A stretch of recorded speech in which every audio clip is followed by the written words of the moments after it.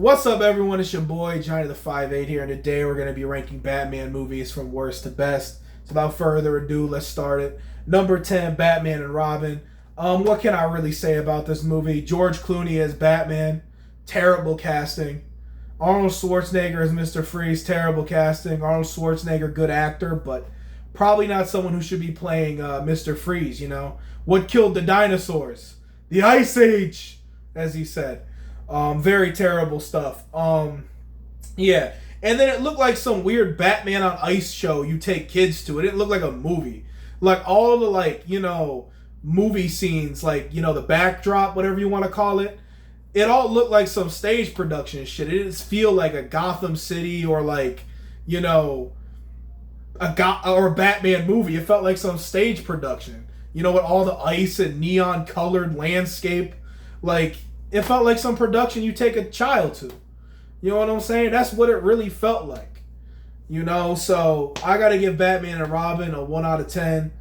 Just a terrible movie, man. Do not recommend. Batman Forever. Batman Forever. Val Kilmer was a decent Batman. Jim Carrey was a little over the top as Riddler, a little much. I feel like they might have done a better casting choice. They could have done a better casting choice. But that is that. And I also found it very weird. The guy who played Robin, he looked way too old to be acting the way he was acting. Real talk. Real talk. He was looking way too old. He looked like he was 26, 27. And he's doing, acting and doing shit in a way that, a child would act. Like a 15-year-old or a 14-year-old would act. And it just looked way out of pocket and way too awkward, man, because he was looking way too old in that movie to be a teenager or a very young person like that. Bro looked at least 25, 26, and it was weird watching him act like a 15-year-old, 14-year-old. It was strange, very off-putting. But that's that. So yeah, the Robin stuff didn't really land too well in Batman Forever, so I gave the movie a 3 out of 10. And then we have Batman Returns. What can I say about Batman Returns?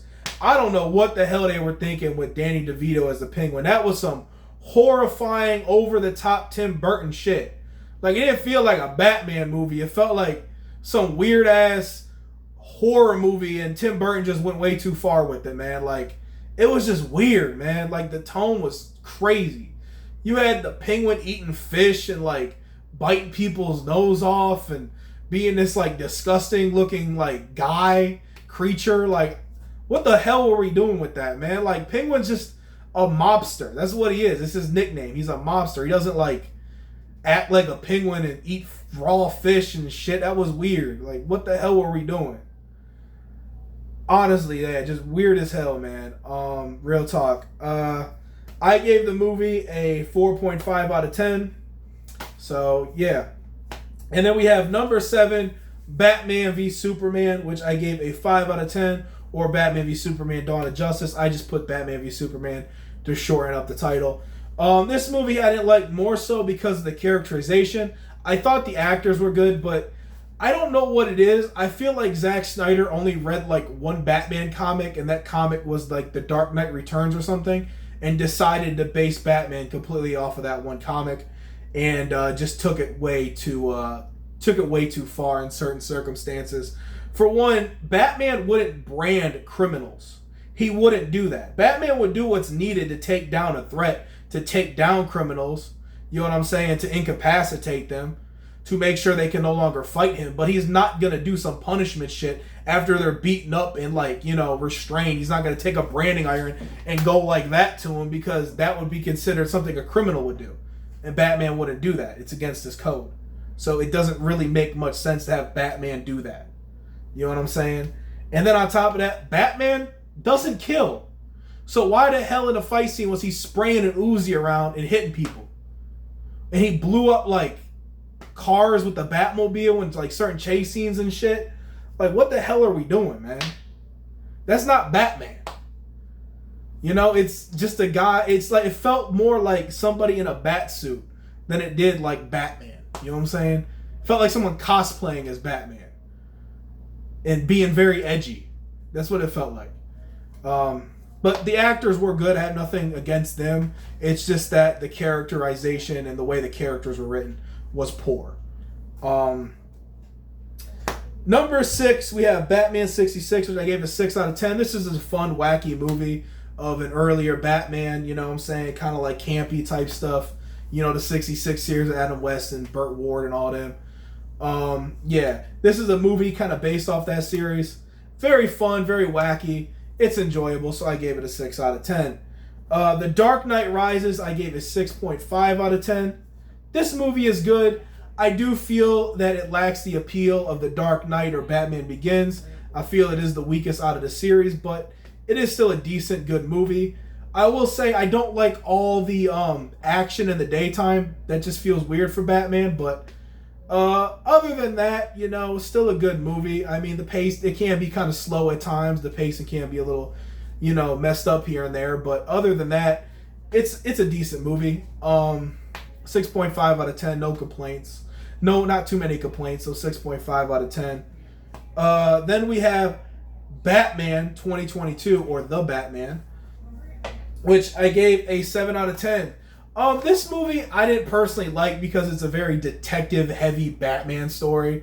Like, there's not really much action, much fight scenes, or, you know, much of that stuff. It's mostly like kind of like a murder mystery detective story with Batman, with the Riddler, or their version of the Riddler, which I didn't really like their version of the Riddler. Like, it was more like some weird serial killer murder mystery Riddler, which, you know, is fine if you want that and like that. I would have preferred a more traditional Riddler, but it is what it is. I still think the movie had a really good story. It's not my personal preference, but I still think the movie had a really good story, and the story is enjoyable. But I like more of action. I like more of an action-oriented Batman with some detective stuff than I do like a very detective-heavy Batman with little action. So I gave it a 7 out of 10. If you like a detective-heavy Batman, you'll probably like this movie a lot more than I did. Number 3, we have Batman 89, which I gave it 8 out of 10. This is a classic. Michael Keaton is Batman. Jack Nicholson is a Joker. It's a great movie. Watch it if you haven't, man. It's very fun. Michael Keaton plays a good Batman. Jack Nicholson plays a good Joker. Very crazy, very chaotic Joker. And it's enjoyable, man.